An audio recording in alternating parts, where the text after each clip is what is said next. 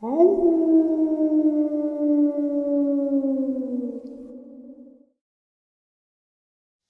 greetings and salutations, everyone, and welcome to this night-ending bonus upload. The upload that gets us almost to tonight's live stream at 12 a.m. Eastern Standard Time. That is Saturday Nightmares, live from upstate New York. Before we jump into this bonus, though, a couple quick links. As many of you know, I rely on Patreon, PayPal, channel membership, and the merch to help the channel to continue to grow and go. Links to Patreon, PayPal, and channel membership is in the description below. Merch displayed directly under the video. Also, Dogman Frightening Encounters, Volume 1 through 3, the audiobook versions. They were written and researched by Tom Lyons, narrated and produced by me, Jeff Nadolny. Those audiobooks are available on Audible, Amazon, and iTunes, links to which are also in the description as well. And finally, last but definitely not least, if you'd really like to help support this channel to continue to grow and go, simply subscribe. It does not cost a cent. Click that like button, takes half a second. If you don't want to miss out on any of the informative uploads that I put out daily, click the bell icon, and folks, please leave a comment and share the video. Why? Well, because all of these things, they really do help this channel to continue to grow and go. They definitely do matter, and they are appreciated. Now, everyone, I have taken far too much of your time. Let's jump into this night-ending bonus upload, shall we? Today's first Florida Dogman subscriber encounter. Hey Jeff, I hope you are feeling well. I was living in Camden, Tennessee. I was hearing a lot of coyote around the house till one night I heard and saw something moving down the middle of the street. It sounded human howl and could have been. All I could say, it was walking on two legs. Then went 20 miles to a friend's house for Thanksgiving. And I have told you this, I found a few tracks in the hay, but I won't show on my phone. All I can say is, put down your arm where your elbow is was the ball mark, forearm on your hand, and if you curl your fingers were the toe marks. But the about 2 inches further was the claws, about 2 inches wide, 4 inches long. I figure it was sitting on its haunches than just pad marks walking away. So I moved to Florida and wound up homeless. I was staying in a bird sanctuary in Daytona, a few times headed back to my camp. At the same spot something would track me. I never saw it, but it happened like 3 times. Okay, so my camp was a half a mile in. So this time it was 4 a.m. I headed out. Almost out of the woods, 300 yards left, I turned the corner and heard something. I was wearing a headlamp with a battery that was almost dead. I saw an eye looking at me. Not eyes, Jeff. An eye. A single eye. It was golden in color, to a green, depending on the angle you look at it. At first, I thought it was a possum climbing a tree, like you may. But at the base of the tree, I heard a shuffled step, or a repositioning of a feet. I'm 5'7". What in Florida can look me in the eye? When I say look me in the eye, I mean eye to eye. It was at least 5'8". I was only 4 feet from it. When I stepped to it, the eye disappeared. I got the dark impression of a round head. I'm thinking Bigfoot? Now, I've been listening to many how to hunts and dogman encounters. Then I saw a wolf's head at the same height as the eye, about 4 inches further to the right. Ever see Wile E. Coyote looking around the corner, but he's moving his body in the opposite direction? That's the impression I got at this point. I backed up, turned, kept heading out of the woods, walking, not running. I'm thinking, whatever it is, stay there. I'm not messing with you. Don't mess with me. I get about 40 yards up the trail, and about 20 feet behind me, I hear a crack of a good-sized branch. Coincidence? I don't know. Now I'm on edge. I heard another crack the same distance, on the side the eye was at. At this point, I turn around and say, I'm 51 years old, too old to run. If you're coming, let's do this. Nothing. Something has been running with the coyotes right in the middle of Daytona Tech. It's Port Orange, but no one knows where it's at. 4 a.m., I wasn't stopping to ask if I could take a pic. I went back to the same spot next morning. The tree was only a sapling, about an inch around, so I think that leaves out a small critter. Oh, the eye was the size of a medium chicken egg. This was around June 10th, 2020. So since I've left Florida and went to Nevada, I was in Beatty, Nevada, closing up my mother's apartment as she went into living someone, as she's not able to stay by herself from a brain tumor operation. So anyway, 3 nights in a row, I went out on a porch to get boxes. This was between 3 and 3:30. All 3 nights, Jeff, I saw a fairy. Now, I know that's crazy, right? But I can tell you, it's a slime green to blue color. If you go on Pinterest and look at Janet Habbard drawing, it looked like that, wing-wise, but the wings were bigger. Now when it hovered, I saw the arms, head, and legs, but when it flew away, it looked like a cucumber, but with wings. And the motion of the wings beat up and down, but it also rippled like waves. I worked in that town, and bats all around there are only a couple of 3 inches long. This fairy was about 8 to 10 inches in body size. That was around the 24th of June. What's next, Jeff? A unicorn? A giant? I don't know, man. Anyway, if you want more details or questions, you can give me a holler. Today's second subscriber encounter. This encounter took place in Florida, Palm Bay to be exact. We moved out there when I was 9 with my mom, my older brother 18, my sister 17, because our grandmother was sick and my mother wanted to be close to her. So we ended up moving right next door to her. My second oldest stayed with our father back in Massachusetts. The area in Florida where we lived was small, surrounded by a couple of other houses, and for some reason barely any light posts, so it was very dark at night. I remember neighbors would complain about things like their garbage is being spread around in loud bangs, but everyone usually chalked it up to being wild animals or kids messing around. It happened to us a few times as well, but no one could do anything about it, other than just get upset about it. So on this night, I will always remember this because it scared me so bad. There was a storm coming, so my mom chose to stay home, just so we would all stay together. It was getting late. We had just finished eating. She went to go check on my grandmother just to see if she was okay or if she needed anything. So we waited for my mom to get back because we wanted to watch a movie together before going to bed. My siblings and I were trying to figure out what we wanted to watch. All of a sudden the door swings open and she rushes in, shuts and locks the door. We all look at her, like wondering what happened, and she just tells us to be quiet and sit still.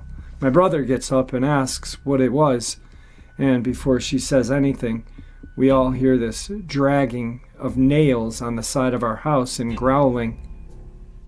My mom reaches out for me and my sister. We run towards her scared. I shut my eyes and hold on to her, and she whispers to us, "It's okay, it's just an animal. It'll be gone soon, be quiet." My brother this whole time was standing there terrified, not knowing what to do. It dragged its nails a few times while growling, and all of a sudden it stops and we hear thumps on the top of the roof.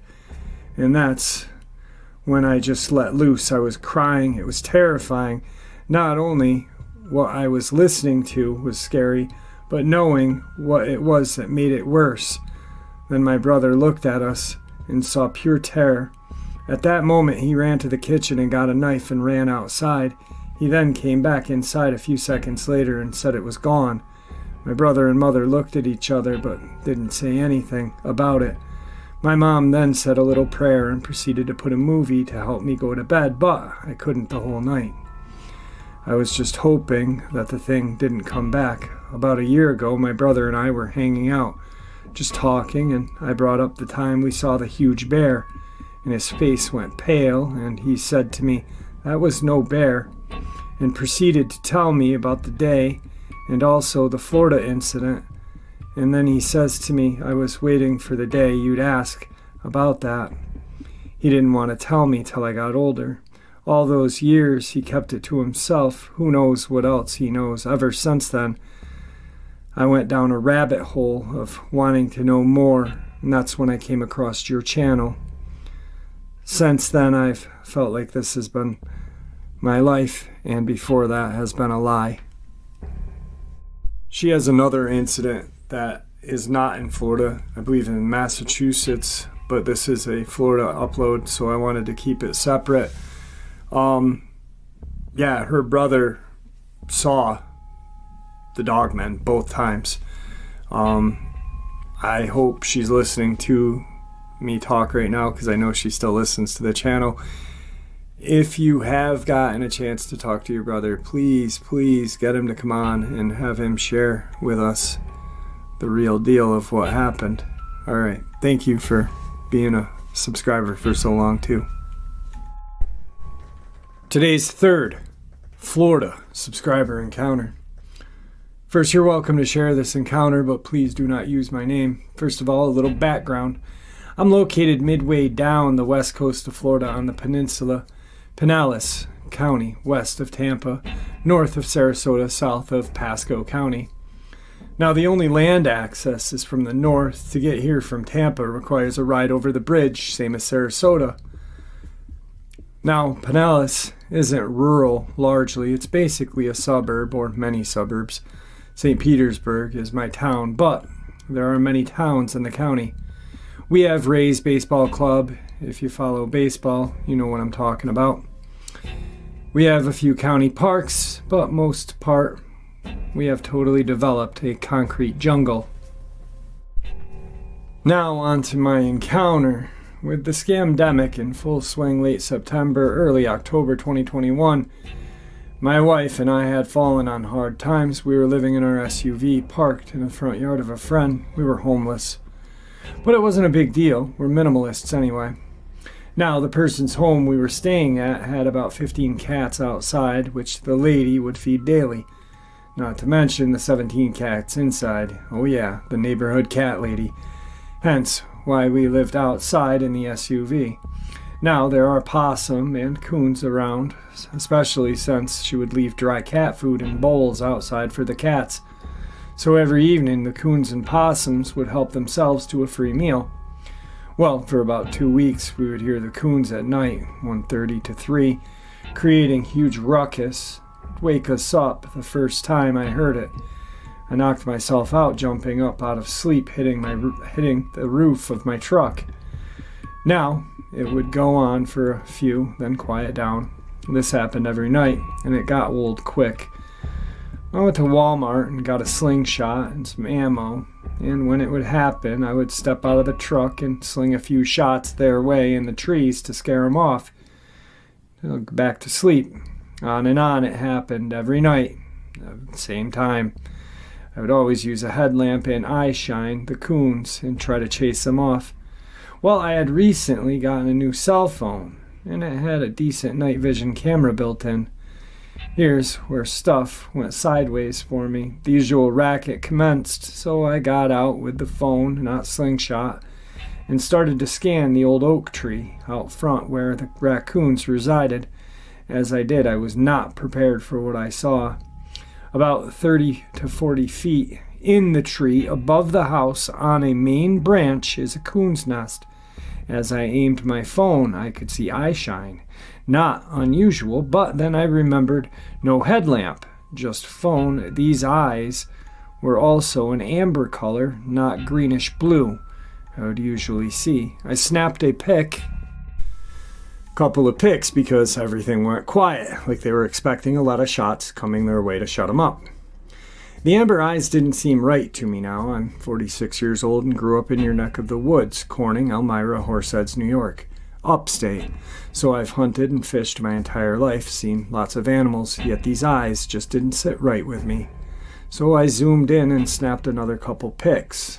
That's when it happened.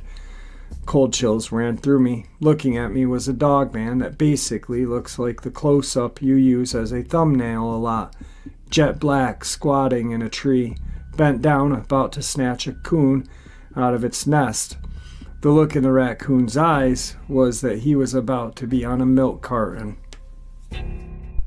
Now, as I'm looking at the picture, I was like, you've got to be kidding me. I'm in this city. Never expected to see anything like this. Well, I was in disbelief, but I said, enjoy the noisy little. Have the good rest of your night. Got back in the SUV, grabbed my pistol, a Glock 20 SF Gen 3 10mm, 15 shot. I was not getting out of the truck, but it was not coming in. I racked around, and my wife asked, what's wrong with you? You can't shoot that cannon off in the middle of the night in the neighborhood. The cops will be here in seconds. I shakingly just handed her my phone with the picture. Her eyes got as big as golf balls and reached down and grabbed my Smith & Wesson MP40 shield. We sat there in utter silence. Jeff, I've always believed in cryptids, but never expected to see one in the suburbs of St. Petersburg, Florida. Now, it never showed any aggression toward me, nor did it bother our SUV, but I was ready. Now I can give you more details if you wish to contact me, but I wish to remain anonymous for the time being. Now, I've got this guy's phone number, and I forgot to contact him about sending me the pictures. I'd really like to see them, and hopefully, if I do get in contact with him, he will send the pics and agree to do an interview with those pics in the background. Let's keep our fingers crossed. Today's final Florida subscriber Dogman encounter. Hey Jeff, I enjoy your channel quite a bit. I live in Melbourne, Florida. While it's mostly town, there are a lot of wooded areas, and the St. Johns River is right there. I'll give you my 2 encounters. I used to be a heavy pot smoker, hence the request for anonymity. I just don't want or need anyone in my life knowing this. Anyway, my first encounter. When I was 17, maybe 18 years old, a friend and I drove out to a patch of woods with a small lake to smoke one. I had backed my pickup into a spot between some trees, just so I could pull straight out when we left.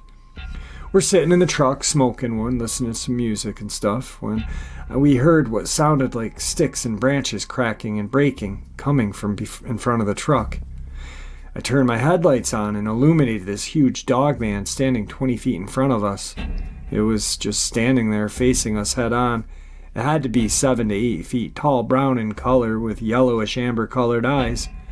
Needless to say, I freaked out, started the truck, and peeled out of there as fast as I could, which just so happened to take us right past the Dogman to its left.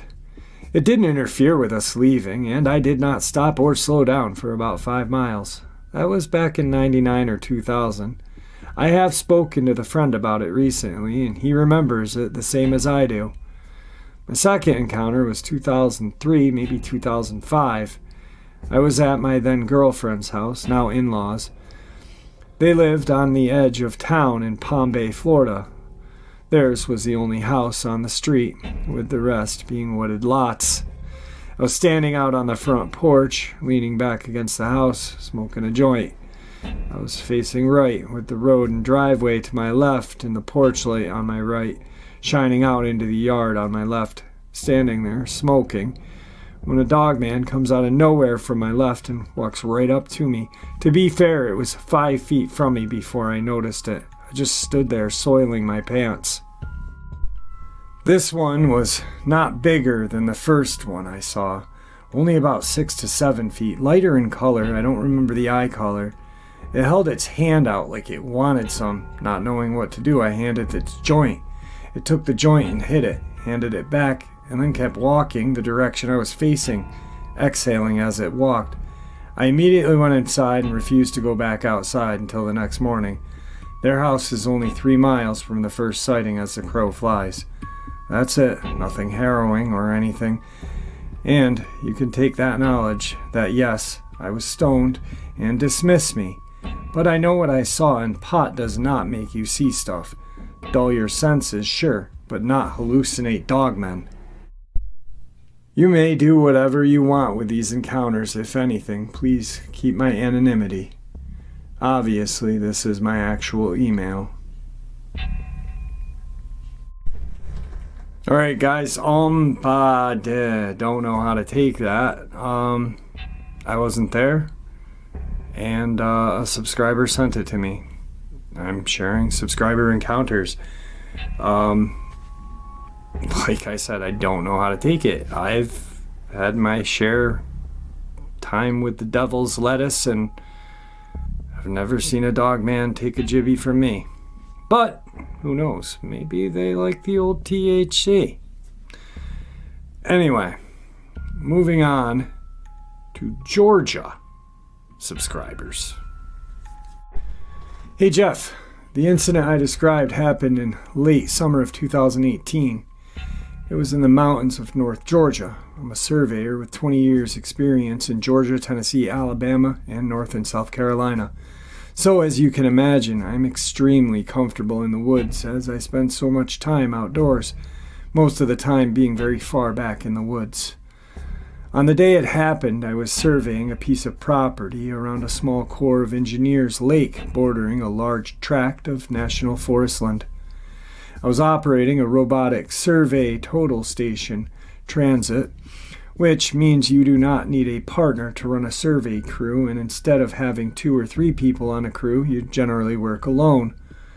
The property was fairly large, approximately 500 acres, made up of mostly steep mountains and howls covering the dense mountain laurel. I had just finished cutting the traverse along the property line, running to the top of the ridge roughly 350 to 400 feet away from my machete. With my machete. Traverse lines are typically 5 feet wide and cut as close to the ground as possible to ensure a line of sight for an instrument.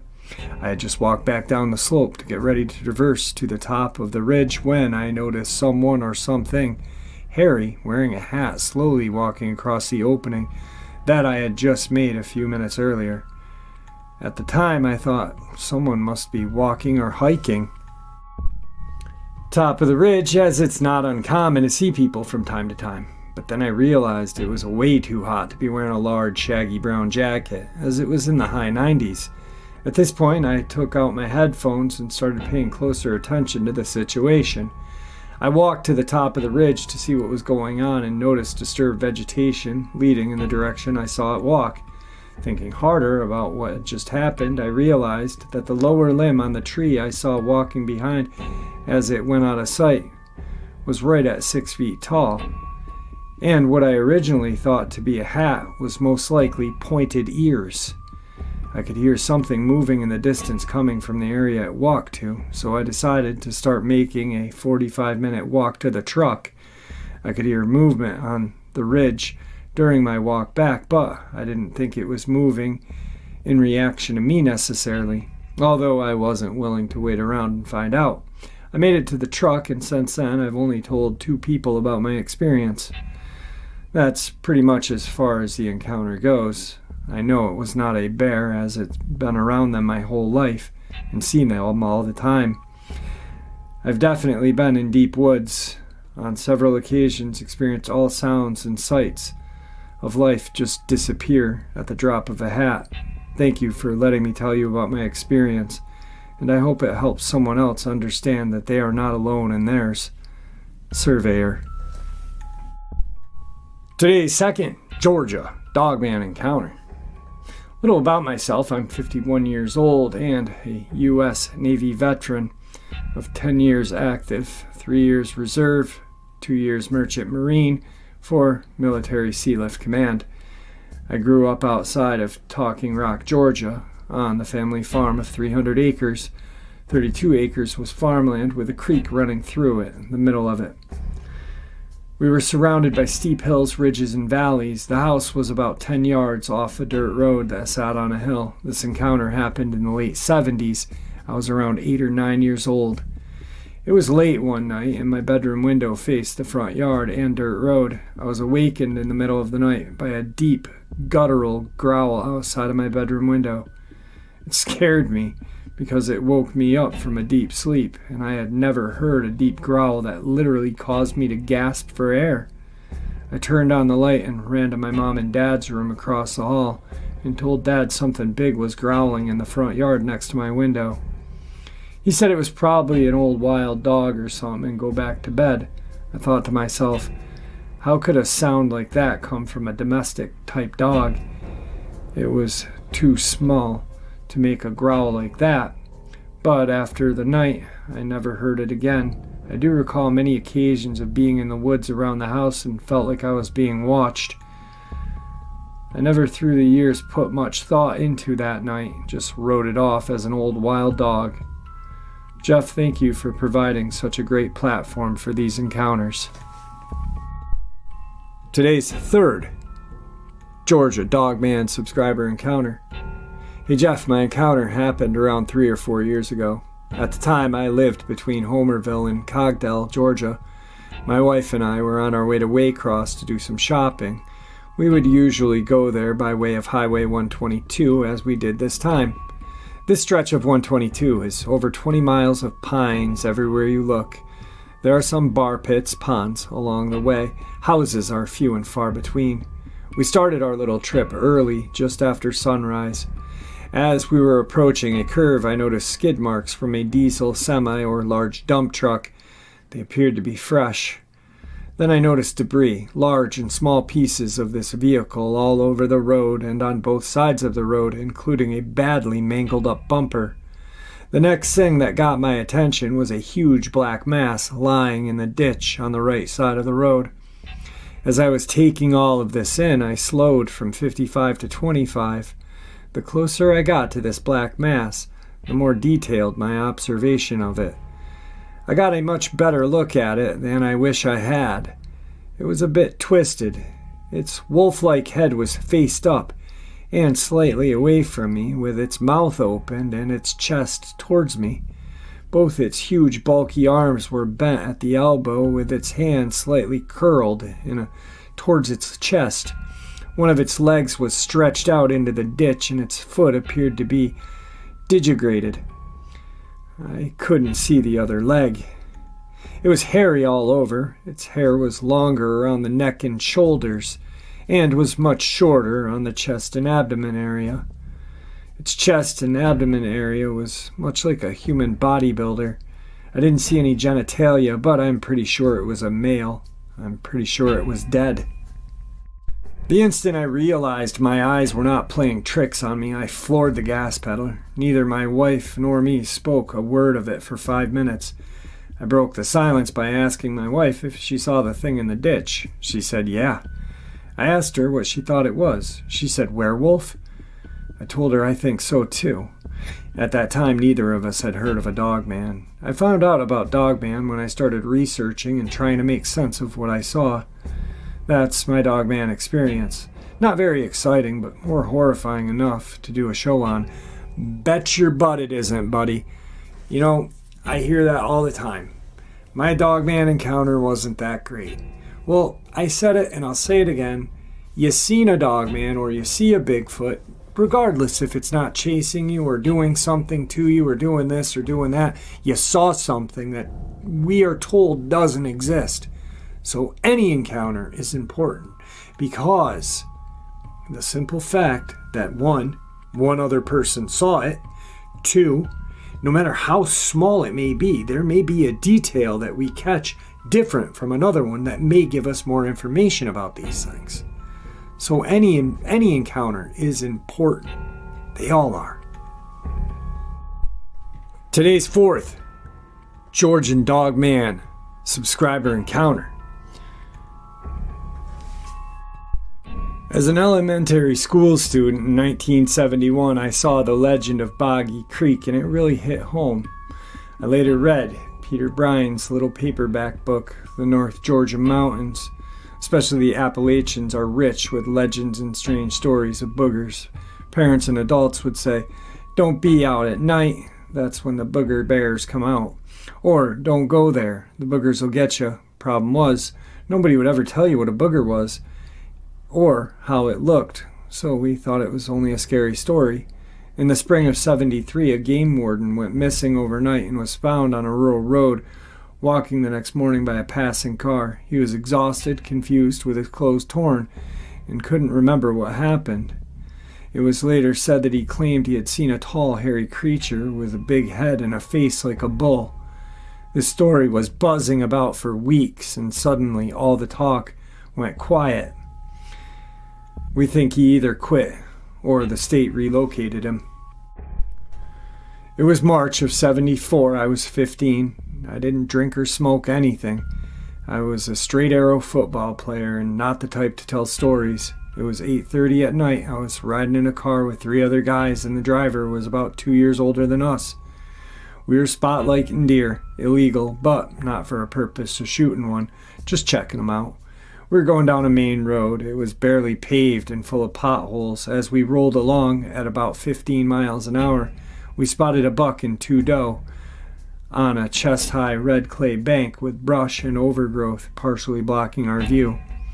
This was at a 4-way crossroads where the very narrow dirt gravel right-hand road led off into a completely deserted forest with no homes. On the left was another dirt road with an old church on the corner. Further down that road were a couple farms. A river runs down one side that is fed by the Amicalola Falls, which is located at the head of the Appalachian Trail. Ironically, there is an area of the river known as Devil's Elbow, where moonshiners, car thieves, pot growers, hunters were allegedly have gone missing. This is the same area where the game warden went missing. I was in the passenger rear seat and couldn't see the deer really well. We stopped and the guy in front of me got out with a spotlight, an old D-cell, and shined the deer. It was apparent that they had been running and were tired because they didn't haul ass when we lit them up. About 3 or 4 seconds after exiting the back seat, I heard a crack and pop 45 degrees to my right in the forest. My friend who was sitting next to me heard it and said, "Oh crap, it's a game warden." I said, "That's one noisy game warden." He then began urging the driver to get us out of there. About that time, some more noises, like something large moving through the woods. I instantly thought bear, because a 500-pounder was killed in our area, but bears are known to be very quiet when they walk. So I started saying, "Let's go," and the hair stood up on my arms and neck, and I began to feel sick with fear. About that time, approximately 75 or 80 feet to my right, at a 15 to 20 degree angle, I watched a large hulking figure cross the road from bank to bank in 3 forward-leaning steps while swinging its arms. From the sound it was making, it appeared to be approaching the deer, and at that moment, they bolted out of there. Now, let's pause for a minute. I was frozen with fear, and it seemed like time had slowed down. My friend to the left said, "What the heck is that?" And now we're both saying, "Let's go, let's get out of here." I got one foot in the car. Then I look up on the top of the embankment and see the outline of the figure move slowly and got behind a tree where its face and head were obscured. My friend with the spotlight starts slowly getting in the car, while myself and the other dude dive in the back seat. At this time, my older, more stubborn friend pulls out a .22 caliber pistol and says, "Who are you? Talk to me or I'll shoot." Now we're all screaming, "Let's go." And he says again, "Tell me who you are or I'll shoot."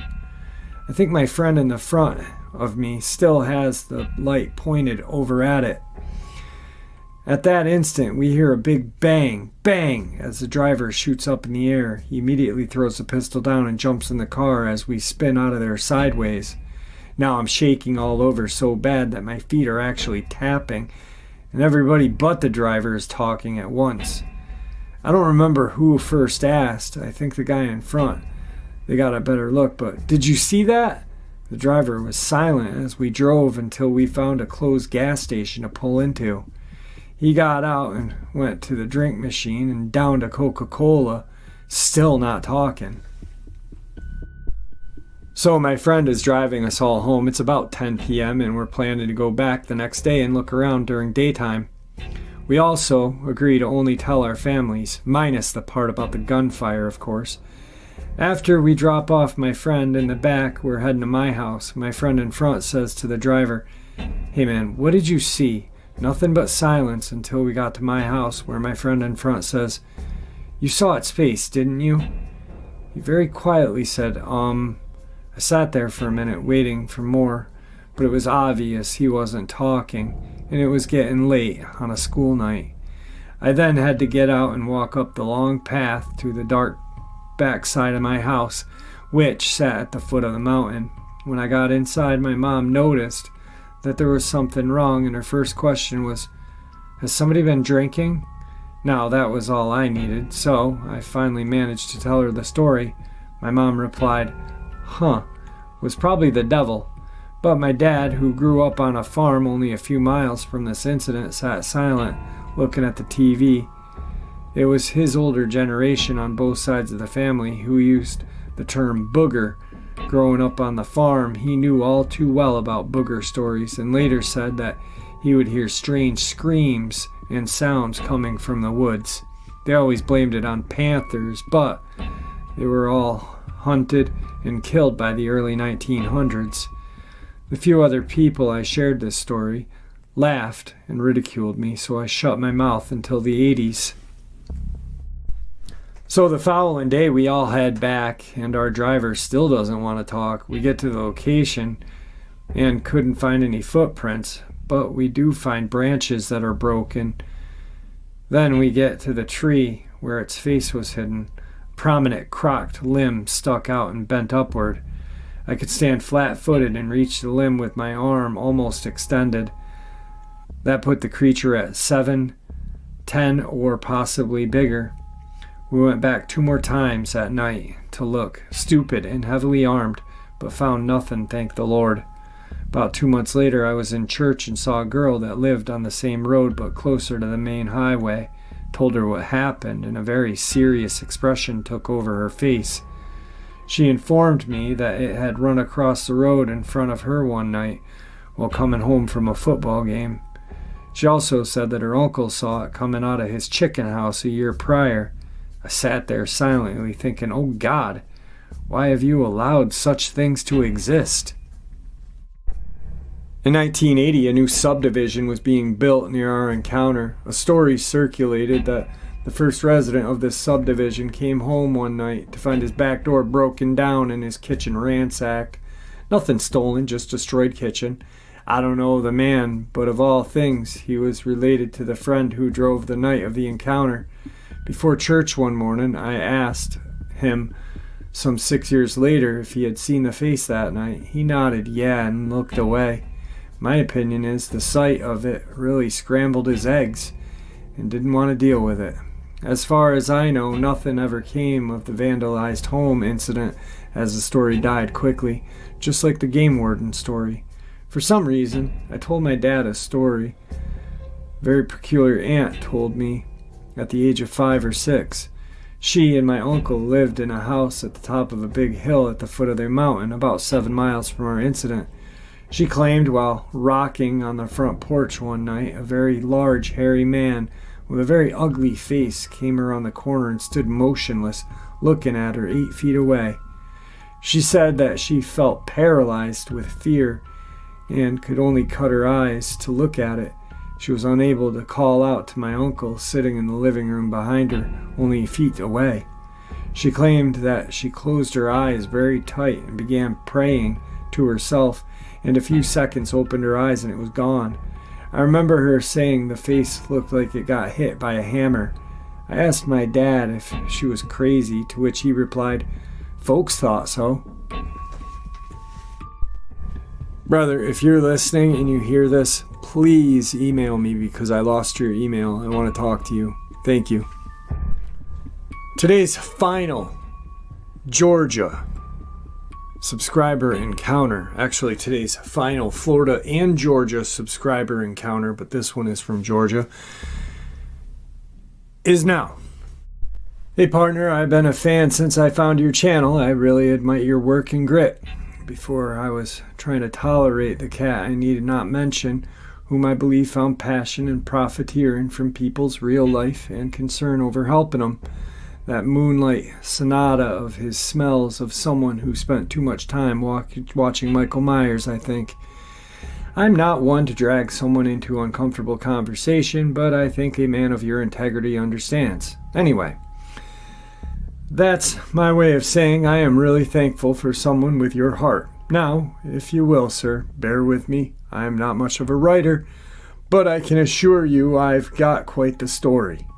I'm just a simple 38-year-old man from Elberton, Georgia. My great-grandfather worked for a granite business, had erected the Georgia Guidestones, Elberton Granite and Finishing Company.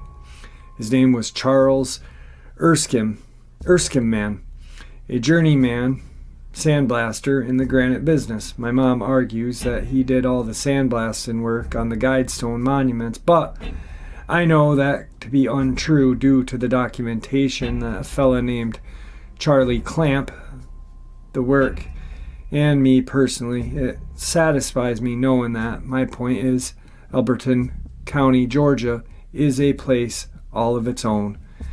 I see UFOs on a nightly. I've even developed somewhat of a relationship with them. I know them and they know me to say the least. This all really kicked in overdrive early 2016. One morning, upon dawn, I heard unusual movement into the flank around my home, practically surrounded by woods, so I decided to throw a heavy stone in the area which I heard this. And no doubt I nailed something inhuman. Immediately this thing starts barking at me. Funny thing is, it sounds like a small dog. Now mind you, I've seen the height of which I threw the stone upon impact, which is minimal 8 feet from the ground. Immediately I felt intimidated and started hollering back at the throwing more stones. Suddenly this thing bolts to another location to bark at me, and there is no way possible a human or any animal anywhere on earth could move that fast through dense woods. No way. The span of a football field in 2 seconds is what this thing done. It never showed itself to me. This went on for a good 4 minutes until it stopped. The time being is, later that week I was up late putting a water pump on my truck. It was cold and late. I'm tired from working all day. My dog of 15 years, Dat, was outside with me. Now, my truck is facing the same wooded area upon where I threw the stone.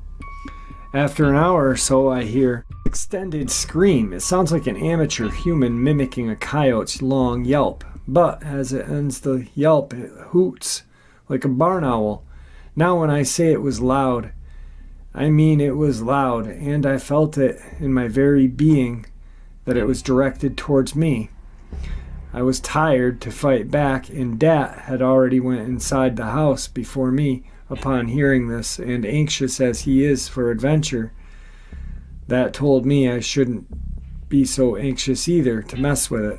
Time goes on, I hear things on my roof at night, growls, very strange cackling dog yelps, trees being thrown around like toys, the list goes on. I got a reason to think I'm actually being protected by a couple of Dogman as well, but that's another story. And I must add, in the past 2 years, my best friend, the dog Dat, was found ripped apart. He was a good old dog and didn't deserve that. I know what a coyote, bobcat, fox, and any other animal behave and sound like, Jeffrey. This is no ordinary occurrence. I'll write you again. This is that second email he sends me. I figured I'd send you the rest of my encounter. And the one reason why I feel as I am being protected by something, this happened a couple months ago. I was outside at night, and to my right, about 60 feet away, is the wood line. It's dark, so I can't see. Suddenly I hear something quite heavy running, coming to a stop, panting for breath. I compare it to a grizzly gasping for air. There are no grizzly here in Elberton, Georgia.